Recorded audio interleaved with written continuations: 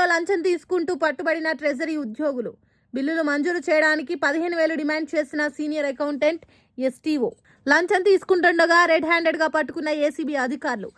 ఏసీబీకి పట్టుబడ్డ sub treasury office 2 ఎన్ Ravi Prasad, senior accountant అంబకండి Srinivas. Killipalem సచివాలయంలో digital అకౌంటెంట్గా పనిచేస్తున్న హేమరాగిని అనే సచివాలయ ఉద్యోగిని నుండి లంచం డిమాండ్. పోస్ట్ రెగ్యులరైజేషన్ ద్వారా వచ్చే ఏరియన్స్ కోసం లంచం డిమాండ్ చేసిన సబ్ ట్రెజరీ ఆఫీసర్, అలాగే సీనియర్ అకౌంటెంట్.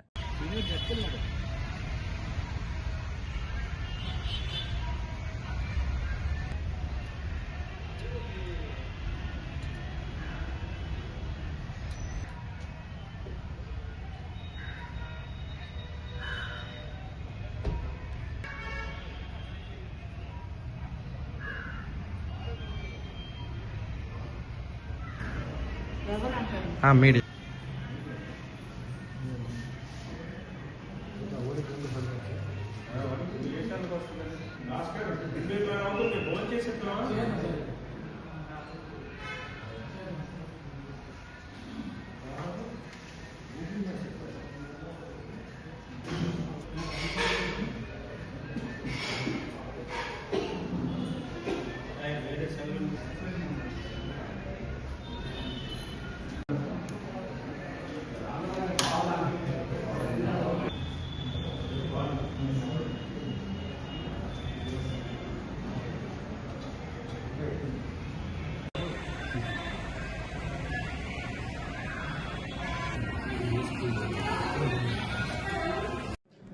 మాట్లాడు ఫస్ట్ అలాగే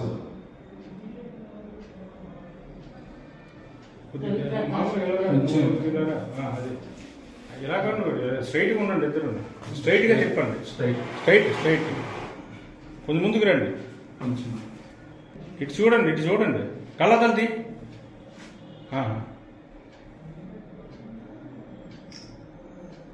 ఇటు చూడు. ఓకే, నేను కూర్చుంటాను సార్. జాగ్రత్త చూడండి, కూర్చో.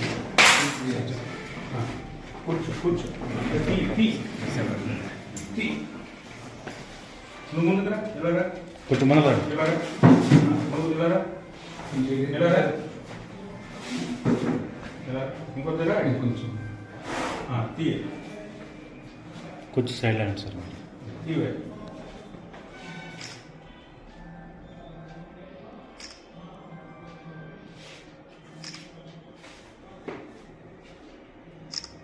సార్.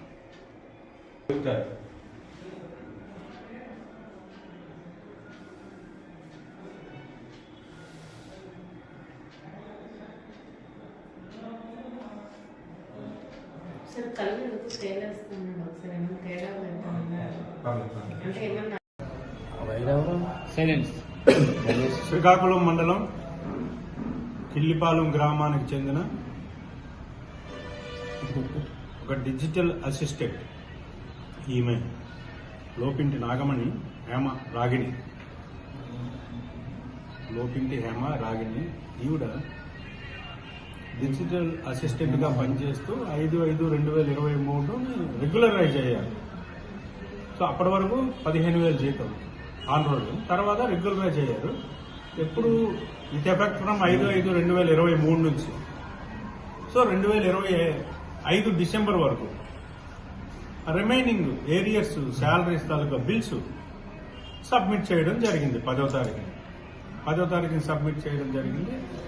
ఆ 10వ తారీఖు నుంచి 22వ తారీఖు వరకు సీనియర్ అసిస్టెంట్ గారు వారి లాగిన్లో ఉంచుకొని ఎస్టీఓ గారికి పంపించారు. ఎస్టీఓ గారికి పంపిస్తే ఎస్టీఓ గారు ఏం చేశారు, దాన్ని ఏం బాగోలేదని చెప్పి మళ్ళీ వెంటనే రిటర్న్ చేశారు.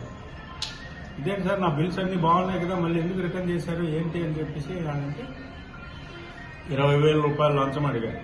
20,000 రూపాయలు లంచం అడిగిన తర్వాత అంత డబ్బులు లేవని చెప్పిన తర్వాత 15,000 రూపాయలు ఇస్తే గానీ మీ బిల్లు రిజర్వ్ బ్యాంకుకు పంపము అని ఇద్దరు కూడా కరాఖండిగా చెప్పడం జరిగింది. చెప్పిన తర్వాత ఈ బిల్లు సీనియర్ అసిస్టెంట్ గారు ఏం చేశారు, 24వ తారీఖుని ఎస్టీఓ గారికి మళ్ళీ పంపించారు.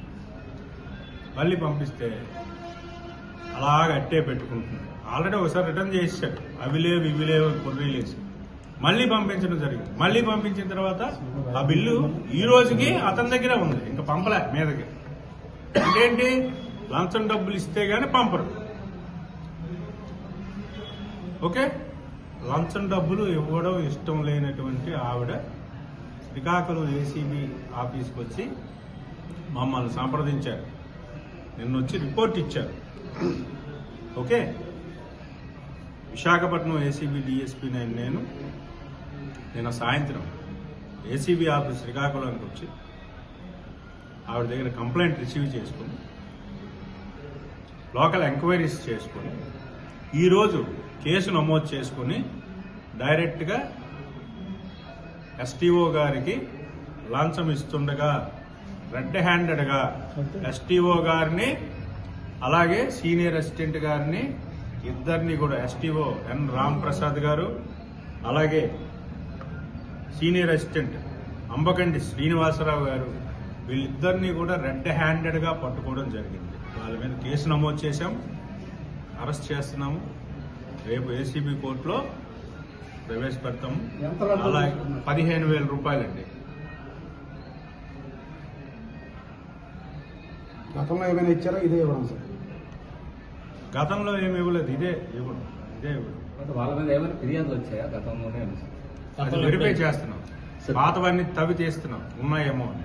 దశాబ్దాలుగా ప్రభుత్వ శాఖల్లో పనిచేస్తున్న ఉద్యోగులు రిటైర్మెంట్ అయినా సరే సేమ్ పరిస్థితి వస్తుందని చెప్పేసి ఆరోపణలు అనుకుంటున్నాం. దీని మీద ఏమైనా ప్రభుత్వానికి మీరు ఎవరైనా సరే సింపుల్ అండి, 1064 ఈ నెంబర్కి కాల్ చేసి చాలు. ఇది టోల్ ఫ్రీ నెంబర్, ఇది అర్థమైందండి. ఇక్కడే కాదు, స్టేట్ వైడ్ మొత్తం తిరుపతి నుండి ఇచ్చాపురం వరకు ఎవరైనా సరే చిత్తూరు నుండి కాల్ చేసి 1064కి మాకంటే కన్సర్న్ ఇమీడియట్గా డిఎస్పీ గారికి కాల్ వెళ్తుంది, అతను వచ్చి యాక్షన్ తీసుకుంటారు. ఓకే సార్, ఎక్కడ వైజాగ్ రాసుకోవాలి డిఎస్పీ ఏమండి? నేను విశాఖపట్నం, నా పేరు రమణమూర్తి అండి. నేను విశాఖపట్నం ఏసీబీ డిఎస్పీని. ప్రస్తుతం శ్రీకాకుళం ఫుల్ ఎడిషనల్ ఛార్జ్లో ఉన్నాను. లైక్ చేయండి, షేర్ చేయండి, సబ్స్క్రైబ్ చేయండి. మరిన్ని వీడియోల కోసం బెల్ సింబల్ పై క్లిక్ చేయండి.